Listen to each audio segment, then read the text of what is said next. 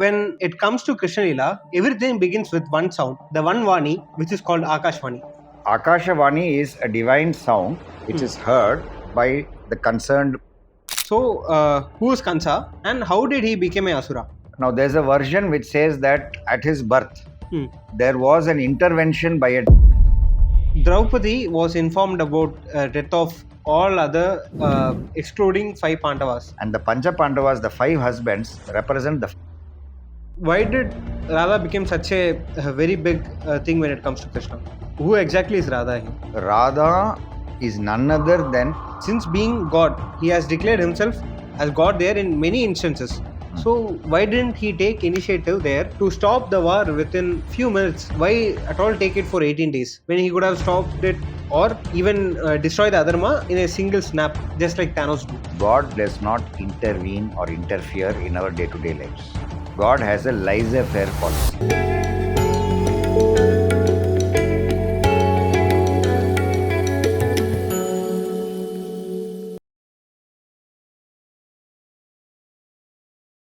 Hello, Vanakkam, Madaram, Namaste. This is Aswin Sarvaniam and welcome back to the Aswin's Discourse.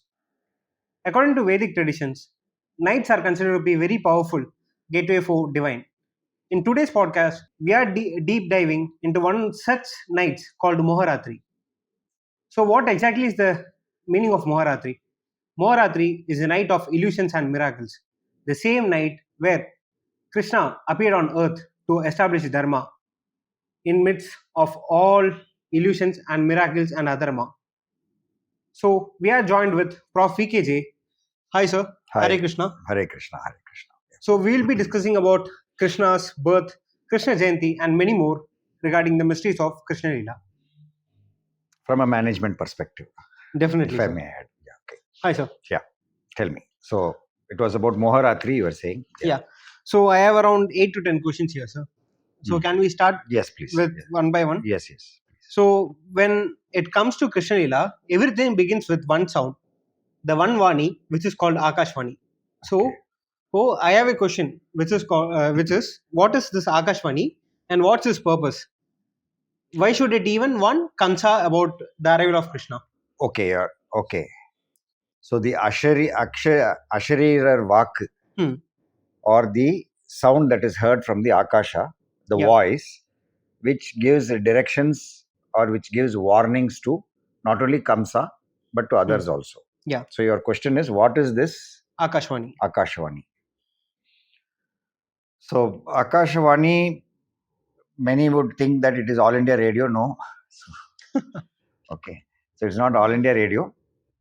Aakash Vaani. So, Vaani, once you say Vaani, means the voice or the narrator. The narrator is also called as Vaani and associated with the goddess Saraswati. Saraswati. Yeah. So, that which communicates, okay, verbally becomes Vaani. So, Akasha Vaani is a divine sound which is heard by the concerned people in a given situation as a warning, as a divine indication.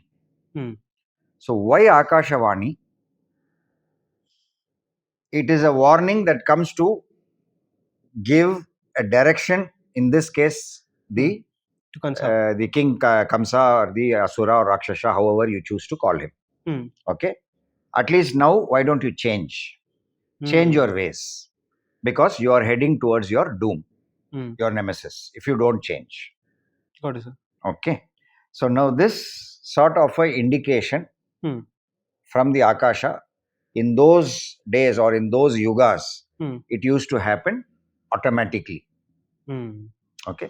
Nowadays, in the digital age, Kali Yuga, we don't have Aakash Vaani, but we have our own, what do you say, the Google Vaani or the maps, which says turn left, turn right, you know. Oh, showing us the right path. Showing us the right path or the direction.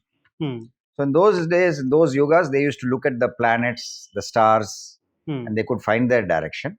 And also, nature used to communicate. So, some knew the language of birds. So, watching the birds and the bird language, they could know, because the birds had better access to what they call as Akashic records. So, we cannot talk about Akashavani without saying about Akashic records. So, the Akashic records is nothing but a compendium. It is It is a repository of all data about all events about the past and present with a prediction for the future. Got it, sir. Which will not change unless there's a divine intervention. So by default, what is the setting? What is going to happen? So Kamsa is going to be destroyed, but not going to be destroyed without giving him sufficient warnings. So that is the Aakash Vaani. Yes, sir. So does this only appear or to be heard by Adharmis? Because whenever I had heard this word Aakash Vaani, I relate it to only Adharmis because it comes only as a warning. Not only to the an adharmi, it can also say, see, when Abhimanyu's child was the first stillborn child, the case of the first stillborn child ever recorded, Parikshit, was Abhimanyu's child.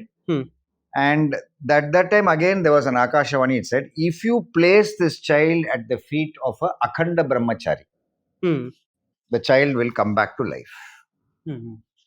So whom do they know as Akhanda Brahmachari? It was none other than Bhishma or Veda. They tried all options.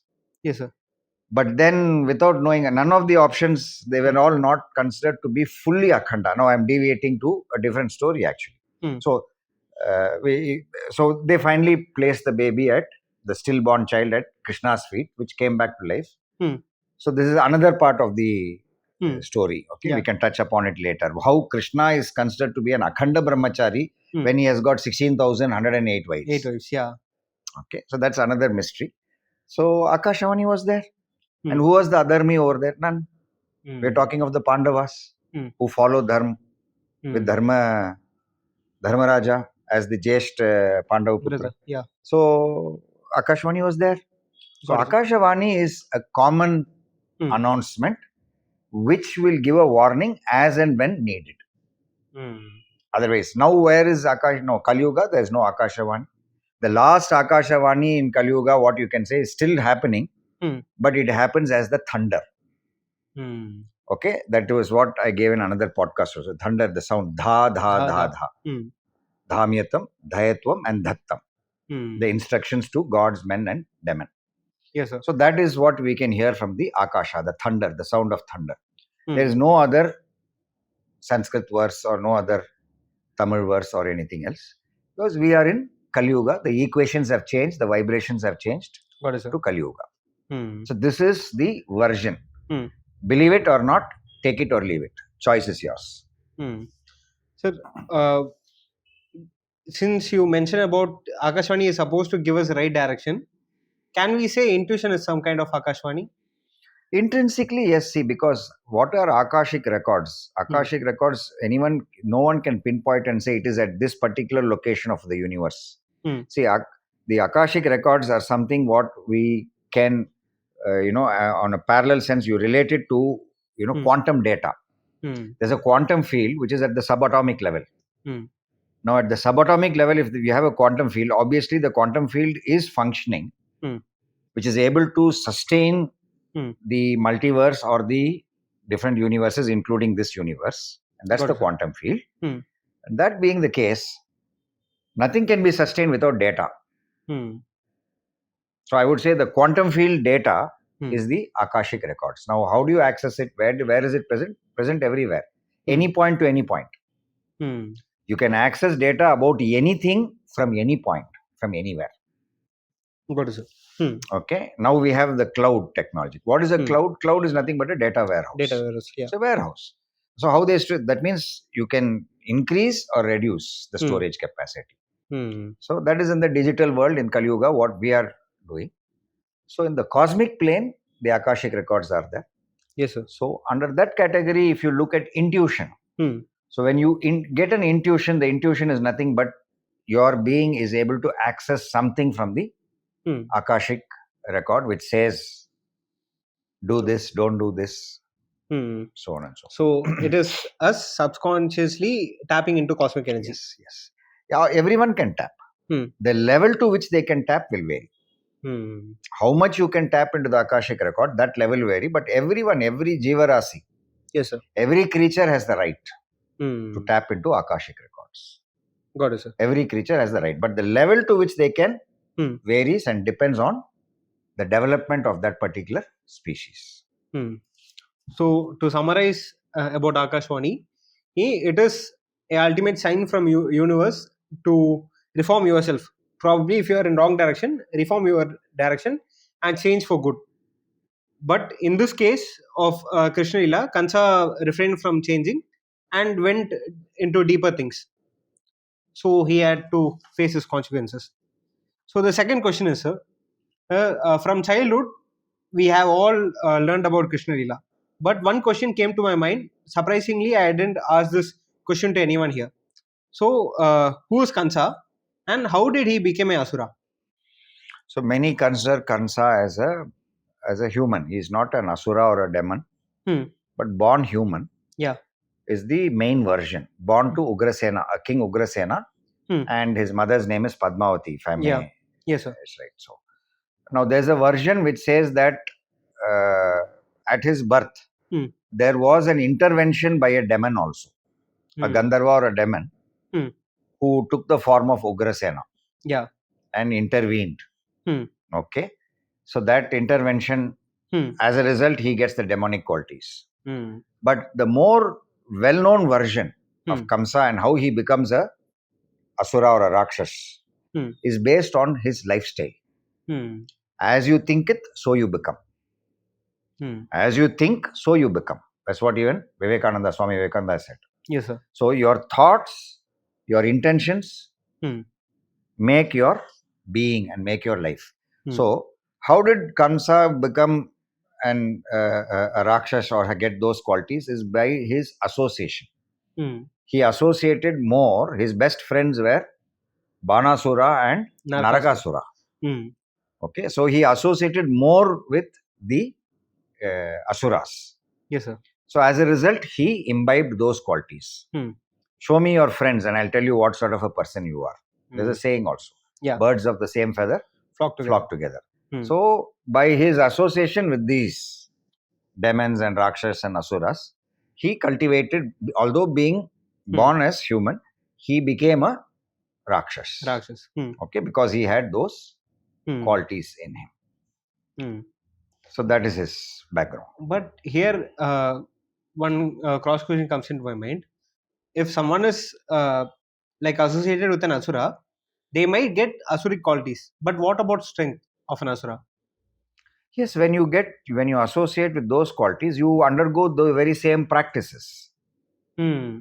So the strength comes by practice. The strength comes by tavam or tapas, penance and discipline. It doesn't mean to say that they don't meditate. Even an Asura meditates. Even a demon can meditate. Yeah. So some get a doubt, what is this yoga? Yoga and meditation is only by anyone can do it. That means humans, gods, men and demon all practice. So if a yogic asana is practiced by a demon, it gets that yogic science gets, that energy gets converted into a demonic energy. So if a demon meditates, the demon gets more power. If a human meditates, he gets that power.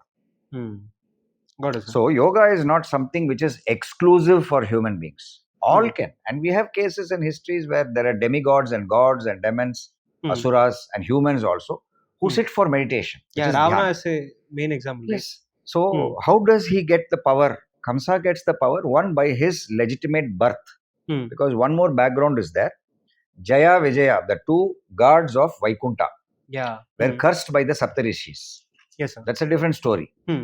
So would you take 10,000 births and then come back to your Lord Vishnu? Or would you take 7 births, but each of those births you are going to fight. You have to follow Adharma and fight with the Lord. So they chose the shorter path. Shorter path, yeah. So in Treta Yuga, it was Ravana and Kumbhakarna. In Dwarpa Yuga, it was Kams and Shishupal. Yeah. Yes, sir. So that is how. So Kamsa is already destined. So, but yet the Aakash Vaani should give the warning. There can be some change. Got it, sir. The scope for change. So there was one more thing. I think that question might get missed out. Moharatri. That's how you started, right? Yes, sir. Is it coming? Yeah. The next question was supposed about Moharatri. Since you are sorted, can you go deep into it? Yeah, sure. Not much. Moham means enchantment, getting impressed by something which is mystical. Usually, it is the magical principle of pleasure. Okay, so they say moha. Yeah. So from moha comes the word mohini. Okay, so the adibadi or the master of moha becomes mohini. Enchantress. Okay, or mohana, even the male version is there. Okay, so it is not just the physical appearance, but there is a mystical appearance. There is a mystery. Yes, sir. So Moharatri, what happens when Krishna is born? That is on Janmashtami. It was a dark night. It was raining, and there's rain and thunder on one side.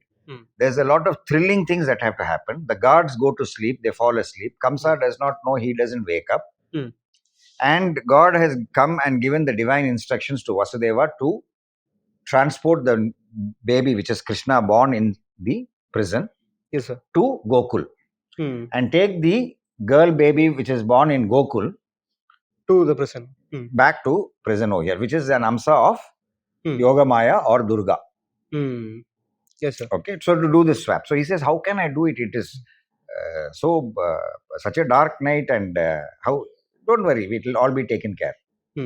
So effortlessly, the prison cells, the gates open, chains fall off, the guards go to sleep. Okay, everything happens automatically. Yeah. So much that as he's taking the baby and going into wading through the Yamuna, he gets scared at one point because Yamuna, the river, starts to rise. Yes, sir. Okay, and again effortlessly he doesn't. Then he says all is going to be well. And then you have a serpent also which comes to cover the newborn baby, Krishna, from the rain. Okay? So these are all what you can say like Wonderland or mystical, magical story, Yes, sir. A field of all possibilities. So why Yamuna rises? Because she wants to touch the baby's feet. The moment the baby's feet touches the river Yamuna, she subsides.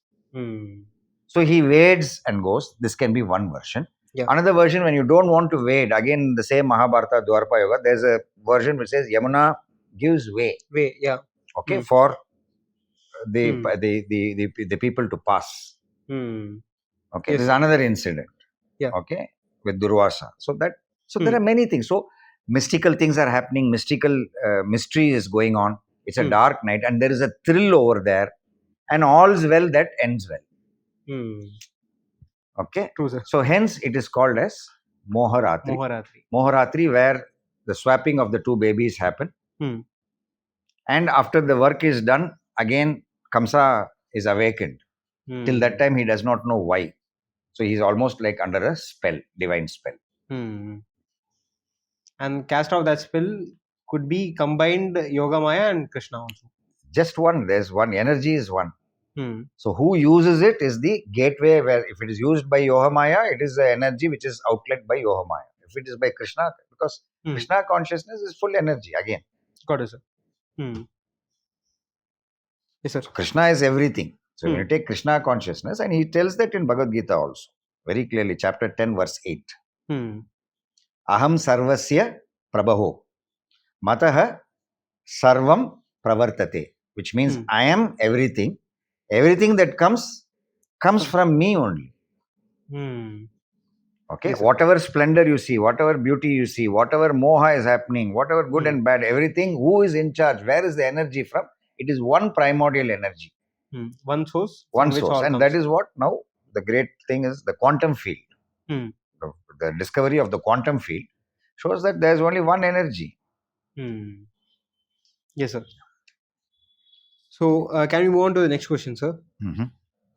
Here, I want to give out a small instance before quoting out the question. Devaki was mother of Krishna, right? Why did Mahavishnu, chose Devaki to be her mother? Because when it comes to delivering a proper healthy baby, it is believed that mother should be in a pure bliss or mental state. But when it comes to Devaki, we can clearly say that her 7 kids have been killed. She might be in a lot of agony and pain. She had suffered a lot. then why did she had to suffer a lot and then give birth to Krishna? And why did Mahavishnu chose her to be the mother? See, all when the Lord Vishnu or God Almighty takes a avatar, wants to come in to set things right. First thing we all need to understand is God does not intervene or interfere in our day-to-day lives. God has a laissez-faire policy. Okay, Yes, economics or management, when you say there's a laissez-faire policy, that means line of least interference, because we believe you are good citizens. So the government will not interfere, but will interfere when there's a need. So the way our government, a democratic government functions, okay, whichever party comes to power, we look at the government as God. For us, government is God. Because the government gives us the freedom to do and lead our lives what we want to do. But the government will intervene when there is a issue. It will not stand and watch quietly. Okay? Be it an American government or Indian government or UK. No. Having said that, God has a laissez-faire policy, which means He is the creator, He is the sustainer, and He is the recreator. I won't say the word destroyer. Because God is both Father. He doesn't destroy. That means He doesn't annihilate. He recreates. The concept of eternal life. Yes, sir. Okay. So when that being the case, when He is going to take an avatar and come into the planet, okay, you have so many angels, you have so many rishis, you have so many divine beings, so many gods, so many demigods are there, Gandharvas are there, Munivargal, Rishigal, Yogi, Siddhars. All want to play a role.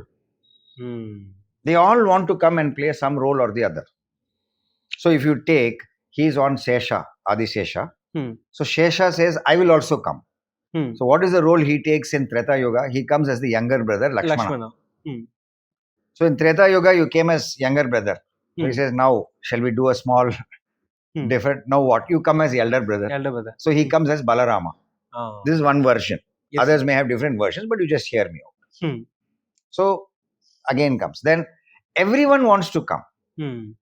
So even the Gopika Stris or the 16,100, whatever you call as wives of Krishna or Maitreyi of Krishna, they are all, at one point of time, they were all sages and saints who were yearning to have a sport, a play with the Lord Almighty. And if you are coming, we also want to come. So from that perspective, Yashoda, she is truly blessed because her antecedents, if you look, must be really blessed, because where does one get an opportunity to reprimand God, beat him with a, spank him, correct him, feed him, tie him up, So she has that. So they say Yashoda is the most blessed because yet she also suffers his separation later on. But she is truly blessed because it is her yearning and her tapas in her earlier avatar or birth that she yearned for it. So she got the chance to play with Lord Krishna. Coming back to Devaki. Okay. You can relate the one version of the story. You can relate Devaki to earlier Treta Yuga of Kaushalya also. But then they come back. So why should they suffer? The next question comes, should they suffer? Should they go through these, seeing the babies being thrashed or killed or put to the sword? Yes, sir. Because what Kamsa is doing. Is this needed? So here, although it looks very infanticide, looks very, it's inhuman. So how can someone do like that? In fact, Kamsa being the maternal uncle, Devaki happens to be his sister. But yet, his love for his life and his position is more than any sisterly love or the love of a mama or uncle. So he kills all those 7 babies, newborn babies, which she has to see also. So why do they go through these processes? Why this suffering? Yes, sir. Okay, is the question. Now here there are certain questions. All may not get a very logical answer or reply, but you can draw an analogy. Okay, the same Dwarpa Yoga, when Santanu marries Ganga Devi, she says, yes, I'll marry you. Okay, but don't question me anything.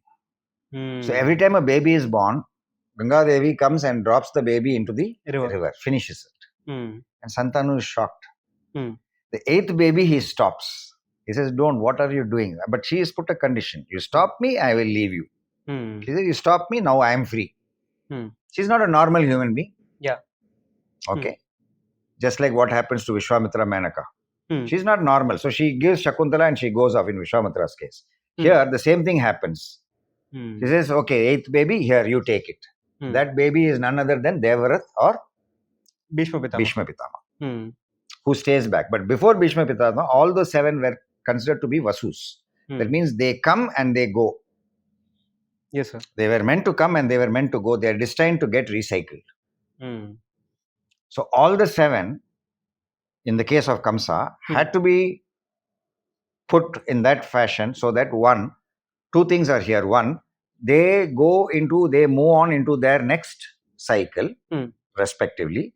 And here Kamsa's karma, the bad karma, his adharma, that quotient increases so that his punishment can come faster. Got it, sir. So Devaki, this is the background. So it is like God chooses to be born in Devaki's womb. That's his choice, because based on her earlier yearnings that many might want, to play with Lord Krishna, to be the mother, or a small part. Yes. So that is the story. That's the angle. Yes, sir. So, if you are not satisfied with my answer, you should question further. No, I'm coming up with the next question actually, because I think it relates to this also. The next question which I had taken is about Narada, sir, because Narada has played a very gruesome act of instigating Kansa to kill all the seven other babies. Instead, even Kansa thought of letting all these seven childs go, since he only get a warning about the eighth child. He just wants to kill the eighth child. Here, Narada comes there and informs Kansa that you don't know what might happen. What if all the seven childs together with Krishna kills you? So why are you taking the risk? Why don't you go and kill the rest seven? So why is this even happening? Why Narada does this? Yeah. So Narada is a divine, what you call him, you can call him a poet or you call him as Brahmaputra. And his job is to create this confusion. He is supposed to, his nature or his job, besides saying Narayana, Narayana, he is what we can call as the divine jester or creator of chaos. And when chaos is created, there is a fun also over there. But this doesn't make sense. Killing babies is not a fun. Yeah. So why does Narada do this? Why does Narada instigate? Like I said earlier, he does this instigation so that Kamsa's crime rate, the crime value, or value should not be the word for crime, his crime quotient increases so that God can come faster. Got it, sir. So although Kamsa would have left the babies to themselves, Narada instigates, but here he doesn't give a full instigation. He plays a suggestive role. The role is suggestive, because if you instigate, then won't Narada also become part of the crime? Yeah. Having instigated. That means won't that sin also go, that bad karma go to Narada? No, Yes. it shouldn't. So what Narada does is, Narada's play itself, Narada's very nature itself is such that he may not have an intention itself. If you look deeply into Narada's Charitra or his Shastras, if you look deeply, he doesn't have the intention. His intention is not that the seven babies have to be killed. But if Narada comes and talks itself, it will go into issues or problems.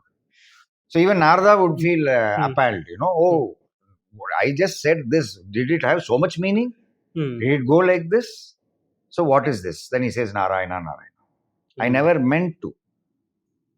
Because true by the nature, being a Brahmaputra, okay, the creator's son, yeah, his intention is not that. If possible, Narada will try to save the baby only.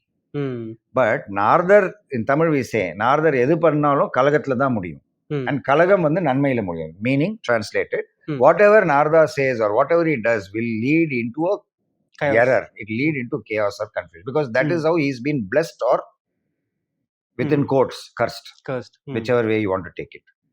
But at the end of Narada's Kalagam or the confusion which he has created, good will emerge, dharma will emerge. Yes, and sir. Narada is a great poet also. So many will not understand. In fact, Narada himself at many points does not understand what he is doing. And Krishna or Lord Narayana will have to come and correct Narada. Even at one point, Hanuman has to correct him. But Narada is a genuine character. He genuinely makes errors. Just like in a movie, you have people like Johnny Lever, or you have Vadivelu, or you have others. So the comedian comes. He is not sure that he is going to tell. He will go and tell the exact right thing at the wrong time to the villain. And then he will be, scared. Oh, did I do this? Oh my God. Yes, so that is what Narada is. Narada is the divine, you can say he's the divine comedian. But he's such a comedian, and you see how nature has created Krishna consciousness. It creates and sustains even Narada. So Narada has one more thing also, bhakti. Narada is a very great devotee of Lord Narayana and of all the creation. And he tries to do good, but what to do? Whatever good thing he might go and say, even to Ishwari, Lakshmi and Parvati, even that goes into a problem, and all the three of them start having a competition, fight. Yes, sir. So that is what Narada's case is. He's So not basically he's it's not his a qualities. no, he's not a venomous, or he's genuinely good. Narada is genuinely 100% good. But what to do? Whatever he might say goes in this fashion. His intention is good. Yeah.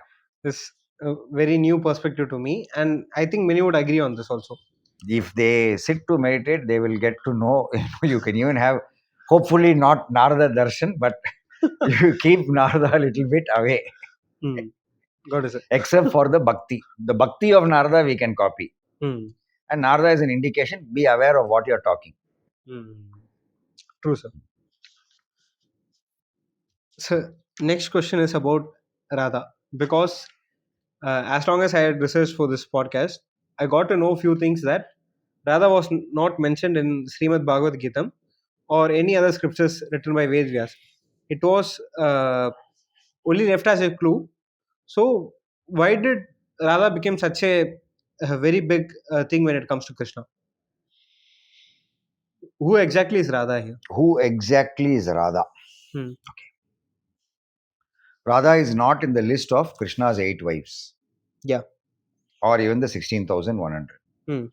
Radha holds an exclusive status. And in some place, some of the bhaktas, they do Radha Krishna Kalyanam also, marriage, as part of their puja ritual. Now, to answer simply, Radha is none other than Krishna Amsam, or Krishna itself, within quotes. Krishna consciousness. Now, if you want something more specific, Radha is the source, or Radha is the bliss and joy of Krishna. That means you can't separate Radha from Krishna. If you separate Radha from Krishna, you will have a Krishna minus joy and bliss. What is it? So Radha is a personification of Krishna with respect to femininity, feminine energy, in terms of bliss and joy, which sustains, which is nothing but the divine mother. A divine mother, a feminine mother quality of love and bliss, which is Krishna's very own self. Therefore, Radha is Krishna's very own self. Got it, sir. So, can we take Radha as, in Tamil we call it as Manasakshi or consciousness? Conscience. I am not exactly getting the term. No. You see, only for human beings there is Manasachi or consciousness. For God is consciousness. There is no second consciousness. Yes, sir. Only we need God consciousness. Yeah. What consciousness God needs? Human consciousness? No. God is God consciousness. So the very Krishna itself is the consciousness of God. So it is unity consciousness, divine consciousness, whichever way in language you want to call. So you can just say that Radha is just Krishna's other side of Krishna, two sides of the same coin. Or let me put it this way. At one point, if you take Shaivism, at one point, Lord Shiva, he says, half of me I give to Ishwari, my better half. Yeah. So you are not going to be different from me. You are me. You are in me and part of me. And that Rupam is called as Ardhanarishwara. Yeah. So Ardhanarishwara Rupam, you see, half Lord Shiva, And Lord half Rudra, and half is Parvati or Ishwari. You have. So that sort of an amsam, what you see over there in Shaivism, the equivalent of that in Vaishnavism, you can say is Radha Krishna. You can say this is one version. Take it or leave it. It's your choice. Got it, sir. I'm not asking anyone to take this, but these are certain reflections or flashes we get when we go in for tapas or do sadhana or meditation. So who is this? Who is this? Means you get it. You get it. Yeah. From the records you get. So that is Radha Krishna. And isn't Radha then the amsam of Mahalakshmi? Yes. Mahalakshmi or Tayar. So where does Mahalakshmi or Tayar come? She comes from the overall consciousness or the Adi Parashakti. So one version is Adi Parashakti is the Sambonam primordial Shakti or energy who manifests as the universe and who also manifests the other gods and goddesses. That's one version. Yes, sir. Where they say Adi Parashakti, from there comes forth the Trimurti and the Tridevis, who's Ishwari, Lakshmi and Saraswati. So Lakshmi, consort of Lord Vishnu or Janardana. Yes, sir. Okay, so she is always pressing Lord Vishnu's feet, who is in Yoga Nidra. But the same Lakshmi's Tayar's Amsam is there in Lord Vishnu's chest, this Anahata Chakra. So always if you look at Perumal or you look at Lord Vishnu, at the heart chakra, there will be a green color emerald, or this will be green. So Anahata, this denotes that chakra of Ananta or Anahata, whichever way you want you pronounce. Yes. Choice is yours. Ananta chakra or Anahata, whichever way. Yes, so Shri or Mahalakshmi Amsam is here for Lord Vishnu. So she is here. Vishnu. So if you can have Lord Goddess Lakshmi sitting and pressing the feet outside, yet also be present inside, can't we have one Amsam of her, which is called as Radha inside Krishna? See, the moment you bring in language and you change the aliases, you change the words, you bring in a language, different language, and you change the name, people get confused. Don't get confused. Yes, sir. Everything is one. So Radha is Mahalakshmi Amsam. Inside Lord Vishnu, here. The bliss and joy of Krishna is Radha. Radha is not separable. You cannot separate Radha from Krishna. Therefore, there is no need of a separate worship niche or idol or a separate mention in the scriptures or a separate status as compared with Rukumani or Satyabhama. Got it, sir. Or Tulka Nachiyar or anybody else. That is not there. It is only Radha is embedded. Therefore, no separate thing. Maybe in some story or somewhere there's a footprint of Radha, they say. Yeah, in Srimad Bhagavatam, I believe the Bhagavatam ends with a clue of basically Radha or Rukmani, where we can see two sets of footprints. One is said to be Krishna's and she comes as a Gopika Stri also. So the same Radha takes a manifestation. That means Krishna's Amsam of Radha within takes a manifestation as a Gopika Stri also. She is there. And the story goes, or the version says that she is 8 years older than Krishna. Yes, sir. Okay. So you have different permutations, combinations and combos, and it's a you don't have to search for multiverse, multi-universe or multiverse. It's there in if you go into looking and studying Gokul, in Gokul or Dwarka Yoga itself, there is multiverse. Got it, sir. So this question which I'm going to ask is kindly related to this one. Let me state it. Krishna is supposed to have 16,108 wives. So Radha is Amsa of Lakshmi here. So who's Rukmini? Who's Satyabhama, Jamvanti, Nagnajita, Mitravinda, Kalindi, Mitravinda, Bhadra Devi and Lakshmana. So each one of these 8 amsas or 8 wives, they come. One is from Yamuna's, Yamuna Nadi's Mitravinda. Okay, she's a daughter of Yamuna. And Bhadra is another great devotee's daughter, where the mother says, "You marry my daughter." So Krishna marries. That is Bhadra. So Jambavati is Jambavan, who comes in Treta Yoga. Jambavan's daughter is Jambavati. So he comes in search of a gem, which is, he has to get the gem back. So in that story, he marries Jambavati.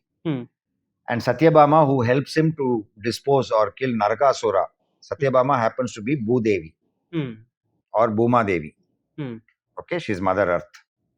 Rukmani is none other than the reincarnate of Sita Mata. Okay, and this is proven by Hanuman, who refuses to recognize Krishna because his qualities have changed in Dwarpa Yoga. Vis-a-vis versus Rama in Treta Yoga. So he doesn't recognize Krishna, but he recognizes Rukmani as Sita. So there is a proof for this. Is there any story behind it? Yes, the story is when everyone is talking very great about Krishna. So Hanuman wants to see, and he comes to Dwarka, and he starts singing bhajan of Rama and tries to make people, not say Krishna. Because for him it is Rama, everything. And being Chiranjeevi, he is still on the planet. He has not left the planet. He's still there in Kali Yuga also. He's still there. Yes, sir. Somewhere in the Himalayas, or he can move. And there's a saying that wherever you say Rama with full intention, you say Sri Ram, and you are, Hanuman comes there in the astral form. He's there. He's present. So this is the story. So where he comes, everyone gets scared. Everyone gets scared to go in front of Hanuman because he says it is Rama. Don't talk about Krishna. Okay, he's so loyal. So Balarama is scared. No, Narada is getting scared. No one is able to convince. Even Satyabhama is not able to convince. Even Krishna, when he comes in front of Hanuman, says, "Hey, don't you recognize?" He says, "Nothing doing." He's not able to recognize because the qualities have changed over there. But when Rukmani comes and says Hanuman, just one word, he has not even seen Rukmani. He immediately turns and prostrates at Rukmani's feet. He says, "Oh mother, how did you leave me?" Okay, because his devotion for Sita Pirati, Sita Mata. So he recognizes her because the same Amsam of Sita is reborn, comes back the next avatar as Rukmani. All are Stri, all are Shakti Amsas. This is the most common version. For Siddhars and Yogis and others who are practitioners, you can have one more version of meditators. You can look at Krishna, 8 wives symbolizes 8 Siddhis.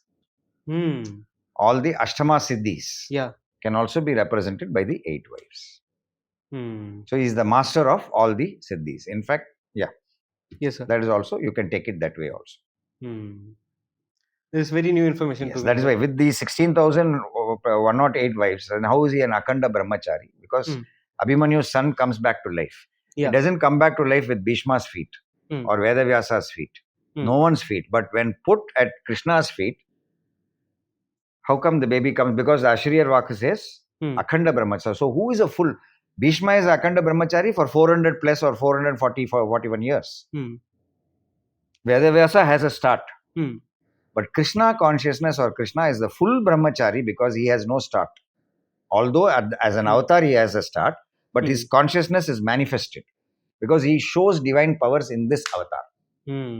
In Ramayana, as Rama, he does not show any supernatural power. He doesn't get his Sudarsana Chakra. No. He doesn't try to walk on water. He doesn't go into the water and fight with the serpent. He doesn't show supernatural powers. He does not lift a mountain with one finger. All these things. Hanuman lifts like this. Krishna lifts with one finger. Okay. So Rama does not lead. Rama has come to as an avatar to lead in the natural way without showing any supernatural powers. Be a human. Yes. And he has suffered. He goes through all the sufferings. Whereas Krishna is not. Krishna consciousness is not that. He says, yes, I have come as a Yadava. I'm a boy. I play as a prince. As a friend, as a mitran, as a thing, everything I done. But yet, if need be, I will show my power, if need be. So, hence I would say that Krishna consciousness has no beginning or no end. He is infinity. Infinity that has come into finity, and even after the finalness, even after going out, even after leaving, Krishna consciousness continues. It is not over. It Yes, can sir. never be over. True, sir. Got it. I think many people would truly love this episode, sir. I hope so. So the next question is, we are moving from Krishna Lila to Mahabharata, where Krishna's role is considered to be one of the most vital role, where he becomes a messenger of Pandavas, as try to negotiate with Kauravas, but fails there, and the war begins, where he becomes the Sarthi of Arjun, and also becomes the greatest advisor and a guide to human kind through his Gita, which he gives out to Arjuna. So I want you to describe what is the role of Krishna in Mahabharata, despite that, because since being God, he has declared himself as God there in many instances. So why didn't he take initiative there to stop the war within few minutes? Why at all take it for 18 days when he could have stopped it, or even destroy the Adharma in a single snap, just like Thanos do? In what is that? Endgame? What is it? Yeah, Avengers Endgame. Avengers Endgame. Yes, he does that. Hmm. Okay. Anyway, Thanos is supposed to be a villain, but he is not a villain. Yeah. Okay. So this is the most intriguing question. And it is also a question asked by another Munivar known as Uddhava.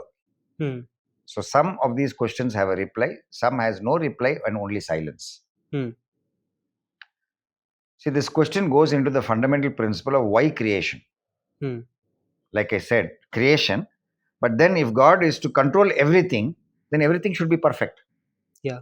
So in this creation, you will have things that are perfect. The heart beats perfectly. You don't have to intervene. But food you have to take and eat. Yeah. What you eat is your affair. But how your heart beats is not your affair. It's beyond your scope.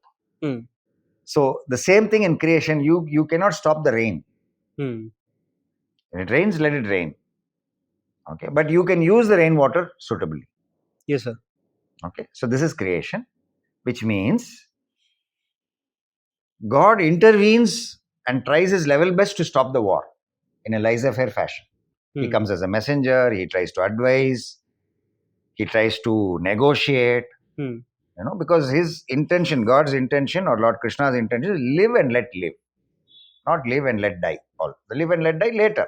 Okay, always it is to protect. So live and let live. So he tries all that, but then the question comes: you are God, so why couldn't you give good sense? No, God will not give. God has kept everything like in a buffet. You take and eat what you want. You should moderate yourself. So every decision we take is not wanted by God. Yes, the question is, if God has to control everything, and he has to take, means there is no question of an individuality. Yeah. There is no need of any individuality. We don't have to need any Ramayana or Mahabharata itself. It can all be still perfect world. Which means we will almost be like non-living.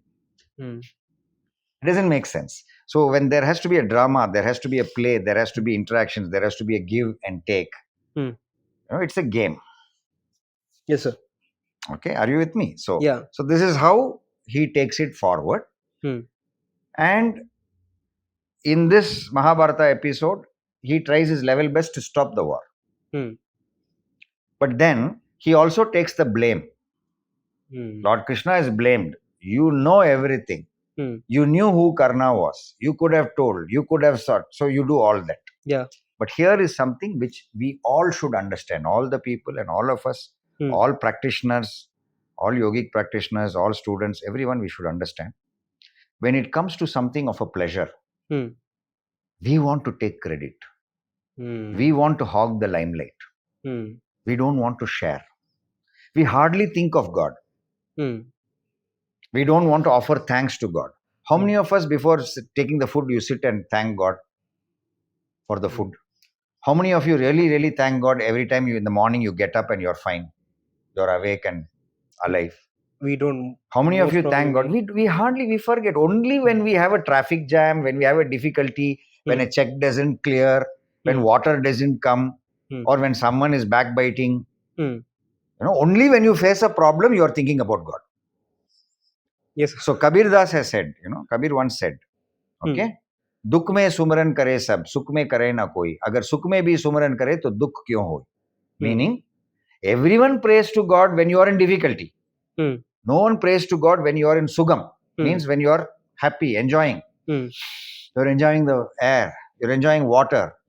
Okay, are you able to feel great gratitude, feel God, feel Krishna consciousness and dance? No, because your ego comes over there.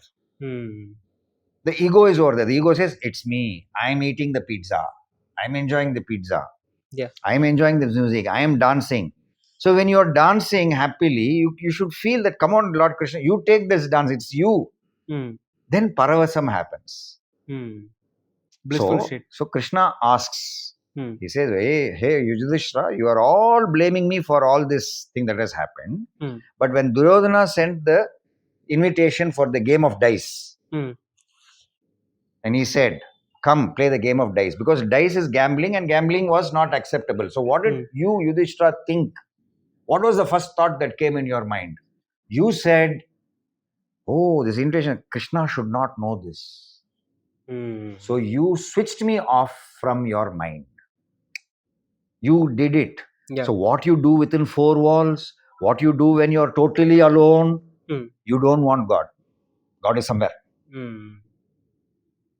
How many are ready to go hug the idol? Of course, they will not allow you. You see an idol, are you ready to go hug? First, they will not allow because the temple rules and all that has happened. But then we leave the idol behind and we come back home. No? So we say, God, you be in the temple, I will go back home, I will lead my life. So you go and take your newspaper, you go do what you want, all that. So you don't want God to participate in your life because you say and you feel and you know God will say no to this. You want to smoke, will God say yes? He'll say no. You want to take the seventh drink more and get slow, God will say no. You want to cast an eye on something which is inappropriate, God will say no, don't, hey. So because, I mean, all these things are there, the emotions are there. It's like fire. God will say, yes, fire is there, but use it to cook. Use the fire to light a lamp. Don't use the fire to burn someone's house. Right? Same way is for your emotions, your pleasure emotions, everything. So for playing the game of dice, you wanted to go, you kept me out, Yudhishthira. And none of you, at least while casting the dice, did you call Krishna, Krishnayan,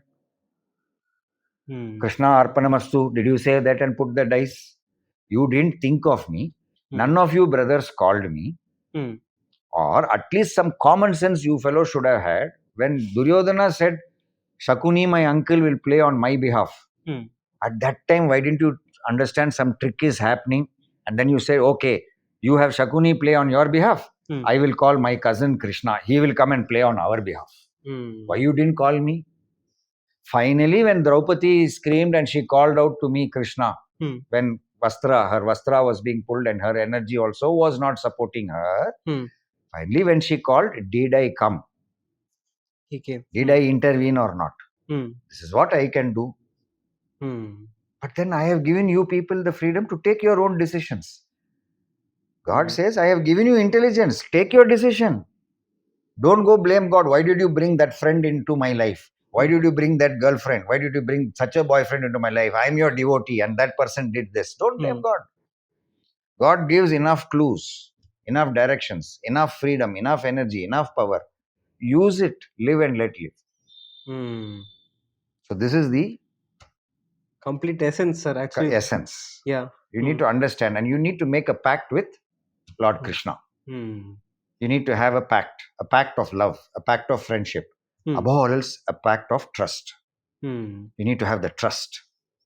And when trust comes, trust cannot be built unless there is gratitude at the foundation.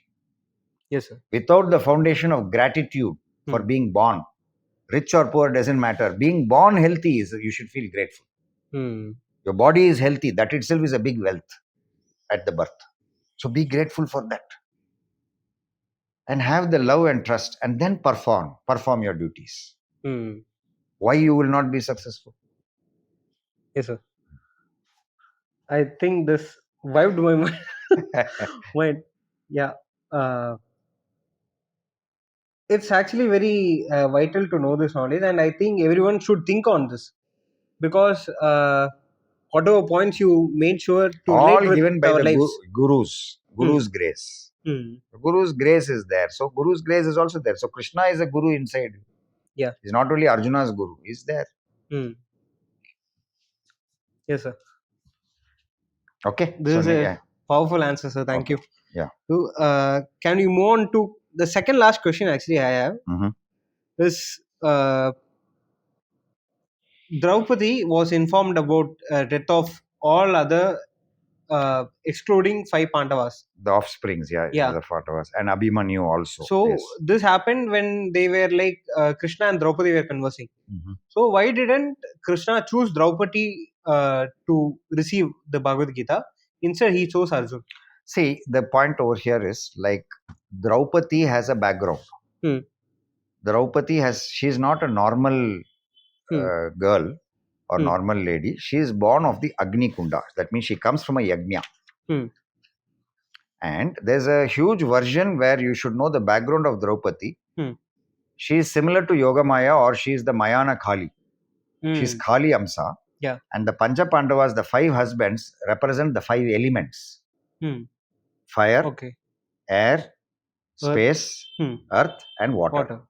They represent that. So she is Kali. She is an Amsam of Durga. So she is already in position. Yet she has come to play her role. She plays her role very well, as much as how others are playing the role. She doesn't use any of her supernatural powers. Yes, sir. Okay. But she is a powerful being by herself. And she has a role over here. You can say she's like Krishna's sister. Yeah. Okay. Now, Bhima is, he's on the revenge mode. Yudhishthira already knows the dharma. Bhishma is already enlightened. Nakula is too much with the animals and other modes. Sahadeva knows the Shastras. And through Shastras, he knows what is this. The only character in Mahabharata who says, I don't want to fight, I don't want to kill, take everything. You take this, I don't want to kill anybody. What we call as Virakti or dispassion. Vairag is also, Vairag is willpower with dispassion, but before the Vairag comes, there is Virakti. That means, what is this? Okay, you be happy. It is something like a mamata, where the mother feels, let me go down, but the child should be fine. So Krishna, in front of Krishna, Arjuna drops, the Gandiva slips. He says, I see my people, all are my people. Why should I kill them? I don't want this victory. I don't want this kingdom. I'd rather let them call me a coward also. Let me lose the battle, but let them all be alive. Let them survive. So he has come to that point of dispassion, virakti, or give up. He's almost a renunciate. Yeah. He's ready to give up, renunciate. It is like in Rajinikanth's movie, Muthu. You fellows are fighting for this wealth. Okay, go to hell. Check it. Be happy. At least now be happy. And he's ready to walk away with whatever, with nothing. So he was ready to take sannyas also. He's ready to take sannyas. Arjuna is ready. He says, I don't want this. Let's not fight. It's not he's not a coward. He's ready and he knows. And he knows that with Krishna on my side, these people are going to die. So he gets daya. Dayatvam he gets. And he's ready to datta. He's ready to give away. And he's already seen the pleasure. So he has damyatam. So he has damyatam, dayatvam and dattam. So all the 3 dhas are there in Arjuna. Yeah. And he's ready to give away. He's renunciating. Vana, I'm ready to go. Leave me. So he is the ripe fruit or the seed ready to sprout. He is the perfect person to receive the Gita. The Gita Upadesam. That means the divine verses that gives ultimate enlightenment. Answers to all the questions and full enlightenment. Arjuna is the perfect situation to receive it. Hence, Krishna gives it to Arjuna, and that too on a battlefield. No one would have a classroom session in the middle of a battlefield. But the middle of the battlefield is when dispassion comes. People, what is this war? What for? People get, and then they see, is there a way to live in peace? So that's when jnana comes. Yes, sir. So jnana is given by Krishna to Arjuna, who is right. Because all others, Kripacharya, Dronacharya, they are all enlightened, already enlightened. They know what's happening. So he is the perfect person. And Duryodhana, he'll say, even if you give me, I know what I'm doing. I'm already a jnani. Duryodhana will say, I'm already a jnani and I don't want to forgive this. I want to take revenge. So he is not the person to be. Only Arjuna is the perfect. Right, and Arjuna symbolizes all of us. So in Bhagavad Gita, that's how you should take. There is an Arjuna in all of us. Got it, sir. So let's move on to the last question. I think many would believe it to be the most silliest question which I'm going to ask. So what do you do in your birthday, sir? Because when it comes to my birthday, what I do is either I go out and have lunch with our family, or give treat, celebrate with my friends. But when it comes to any god's birthday, or let's say Krishna Jayanti or Hanuman Jayanti, I had been seeing many devotees like doing fasting. Why don't God want us to celebrate his birthday?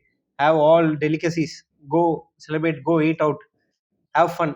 Why is it not like that? Okay. What is fasting? Now, fasting is autophagy. You fast, but you say no to good food. Okay. Now, fasting is a virat. Yeah. So someone wants to keep a virat, but the end of the fast, you break the fast. Yes, sir. Okay. So these are different ways. You don't. It is not. God is not asking you to fast. He doesn't say fast. Or on a particular day you come and meet me, I will give you more boons. There's nothing like that. Okay. God is like the same. Okay. So fasting one does on Krishna Jayanti or Rama Navami or any auspicious day. Anyone who does the fast or virat are doing so out of their love towards the deity or to the God. Why do they do that? Is to increase their willpower. It is to increase their willpower. Thereby they feel they would become a better bhakta. They'll be able to show more love. Got it, sir. Okay. So everyone wants to show more bhakti, more love. So in order to increase your bhakti, increase your love, or some might even say increase your punya, you want to do something where you want to increase your intensity. So a virat is nothing but that which increases the intensity.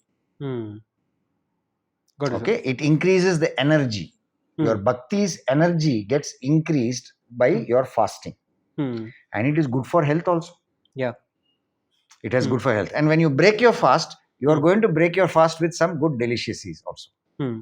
So it's not that you are not going to be without eating. So these are all the virat that one keeps, or fasting is all part of sadhana. That means these are all part of practice. It is part of your practice. It is part of disciplining your mind. You see laddus, you see jalebi, and in your mind you want to go eat, but you say no. It is like fasting. Yeah. Okay. And I will say, since it's the audience is also there listening, it is like all those who are on the spiritual path, anger and lust or fear, these three emotions will test them to the core. So I will not be afraid. I will not get angry at this point. I will not fall to lust. Okay, that means I will not see. Yeah. I will not see this picture. Right? So that abstinence means staying away, saying no. The power to say no. Many have that difficulty. You are not able to say no. When you want to say yes, you don't say yes, you say no. When you want to say no, you say yes. So people should get that willpower. Got it, sir. Okay, that comes by abstinence, not only to emotions, negative emotions or negative situations, but also that you can build that power by fasting. Got it, sir. And when you fast on an auspicious day, you are sending a message, or you are saying that I am doing this fast in your name. Therefore, please take care of me. Okay, let me not fall prey to negative emotion. So jalebi, no, I'll not take. So you don't eat jalebi and then you're turning this head, you're going on thinking of jalebi. That is not fasting. So even when you fast, suppose you saw jalebi and you got the saliva in your tongue, what I would say is go spit it. If you're a true holding the virat, go spit that saliva. That is the way to develop dispassion or vairag. Got it, sir. So vairagyam, you develop that. Then what happens? That vairagyam willpower gives you better bhakti. Therefore, whatever work you do, you do accounts or maths or engineering or whatever work you do, this energy of abstinence will go make your mind and consciousness more hungry for knowledge. Your memory power goes up. Your health improves. Yes, sir. So otherwise, don't do fasting. Eat payasa, eat thing, enjoy. God is fine with that. So you know yourself best, so you decide. It's not mandatory. Yes, sir. I think I have answered. Yeah. Okay. I had got it, sir. Yeah. So this was really a beautiful podcast. So I should thank all of you and thank the audience, whoever managed to sit from the start to the finish, or who took the breaks and then you again came back to see this finish. Thank you so much. Thank you, guys. Happy Krishna Jayanti.